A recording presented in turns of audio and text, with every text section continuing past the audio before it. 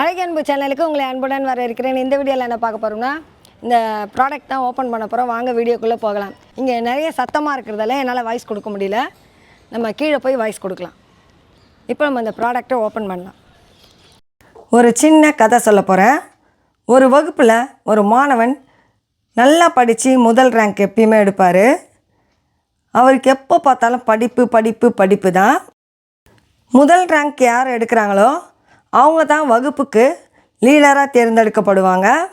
இதை பார்த்த சக மாணவர் ஒருத்தருக்கு பொறாமையின் காரணமாக அடுத்த முறை நம்ம எப்படியாவது தேர்வில் வெற்றி பெற்று நாம் லீடர் ஆகணும் அப்படின்னு நினச்சி எக்ஸாமில் எல்லாத்தையும் காப்பி அடித்து அந்த முறை அவர் வெற்றியும் பெறுறாரு. அவர் நினச்சது போலவே முதல் ரேங்க் எடுத்து அந்த வகுப்புக்கு லீடராகவும் மாறிட்டார். அவர் லீடரான பிறகு அந்த வகுப்பு மொத்தத்துக்குமே அவர் தான் லீடருன்றதை மறந்து தோல்வியான அந்த மாணவனை தினமும் கேலியும் கிண்டலும் செய்துட்டு இருந்தார். தோற்று போன மாணவன் நேர்மையான முறையில் வெற்றி பெற்று அந்த வகுப்பினுடைய லீடரானா.